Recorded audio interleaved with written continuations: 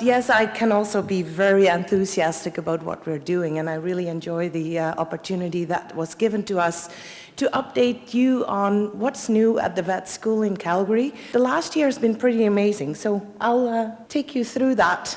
So what's new? Well, every year we have our beef cattle conference. It's very much focused on the industry, so on the producers, on some of you, and really focusing on the health aspect. So I really hope that the industry can see added value of that conference, having a vet school here in Alberta. Another thing that's very new is that we have a new captain on our ship. Just this September 1st, Dr. Baljit Singh has become our new dean. And you know, new is always better. He has worked in Saskatoon lots, so hopefully it will also help the two vet schools to work together a little bit. From a research perspective, I would like to introduce you. When I thought about it on how I would summarize that in 10 minutes for this audience, I had no clue. Yeah, it can be on beef, it can be on dairy, but we're doing a lot of stuff. So we're working on cow welfare, we're working on reproduction, we're working on pain and welfare pieces, on all the infectious diseases that are very important for productivity, on disease detection, on producer perceptions. I really had no clue where to start. So please visit our website, see what the Cattle Health Research Group is up to, and join me in 10 minutes of Karin's dream team.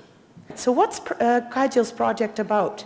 She was really interested in the cow-calf side of things and selecting parents with their preferred genomes. I don't have to talk about that in this audience. It's really not just about finding the girl that has, you know, the best genetics for birth weight or anything else, but who of these beautiful ladies is the one that will stay in your herd for longest? What is the cow with the strongest longevity? So the project focused really on female longevity, and we've used teat and udder structure as a measure for that. So we're really thinking about how to identify with the genomic tools that we can develop the cows that will stay in the herd longest.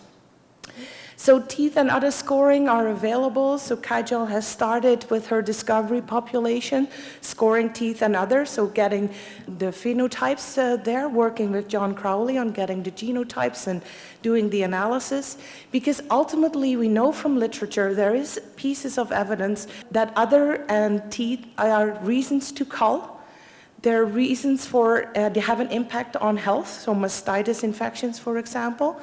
They have an impact on colostrum and colostrum quality, so it might be an important component of cow longevity, so in the beef herds.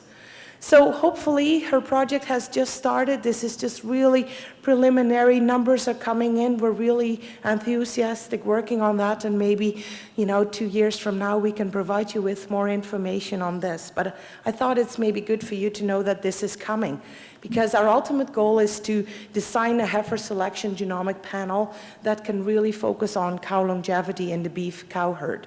Another passion of mine is lameness, and lameness for maybe the dairy people in the room is often sort of used intertwined with claw diseases, but I don't think they're similar. I think they're two different things, but they're very important both for our beef herds as well as our dairy herds. So I was part of a large study led by Dr. Karin Orsel out of Lethbridge, and again, you can see with all the names in the bottom, is that there's lots of really good collaborations going on in this province to really move the industry forward. And we used a data set for about 10 years worth of data and 2 years of live scoring of animals to really get an understanding of occurrence, characterization, and risk factors for lameness in feedlots. And I think some interesting data have come out that really showed us that lameness is actually the second largest disease diagnosis in our feedlots after, of course, respiratory disease. But you can also see in this study, the live animal study that Sonia Marty led, is that there are certain diseases that are relatively new to our industry. Foot rot has always been there, it's a big player, but digital dermatitis has come up as a very important second best with 23% of the lameness diagnoses. So a disease very well known in the dairy industry now also has challenged our beef industry and the feedlots, and I'm sort of holding my breath as when the cow-calf herds will be affected. There is reports from elk out of Washington State, so wildlife can be affected. So maybe this is something that we have to be aware of as well. So digital dermatitis for sure has been a big focus of the group at the vet school in Calgary. The second beautiful lady I would like to present to you is Jessica Davis. She used to be a pen writer, and I think having grad students that come out of the industry with all the knowledge and expertise is extremely valuable. And she's actually looking at that 10 years worth of data to really establish the economic impact of lameness. So Jessica is looking at the economic costs of all the cattle that are pulled for lameness in our feedlots, and what the impact is on finishing those animals. We for sure will also delve a little bit further into the epidemiology of the lameness, who, what, where, when, why, the 5 W's. To make sure that I don't forget about my dairy friends in the room, we do have a strong focus, or at least my group has a strong focus on cow comfort and lameness as well. And I think one of the pieces that I'm currently really excited about is about the study that Emily Morabito is doing, and actually using data to see if producers have made changes, if producers decided to change freestall areas. What's the impact?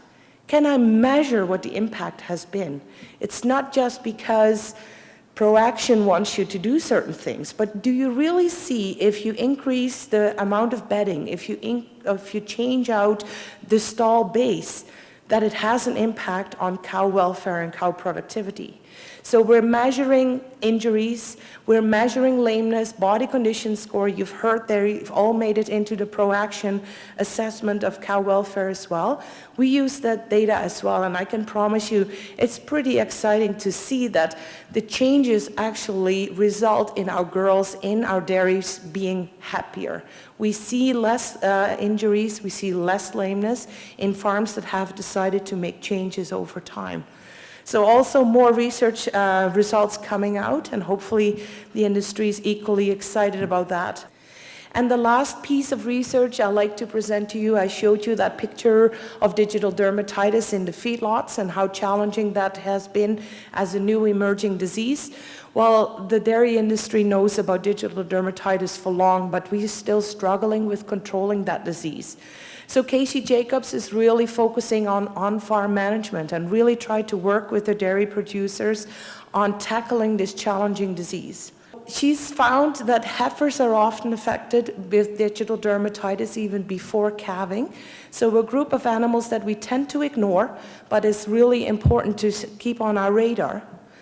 We've also tried to really validate the method on how to detect disease. We have an amazing group of hoof trimmers in Alberta. They are actually certified hoof trimmers. We have 3 people that are certified instructors in Alberta. So I think for the industry, there is access to really amazing people that know what to do. But I think it's important as a producer that you know how to detect the disease as well. And you don't need that fancy trimming chute, but just observing in the parlor, as you can see in these pictures, if you start in the left top, you can see we try to clean the feet before we inspect. Laura in the top left is wearing a headlamp, so you have a good light source and just a tiny little mirror, and inspect the claws and detect animals early that are affected with digital dermatitis and might need treatment.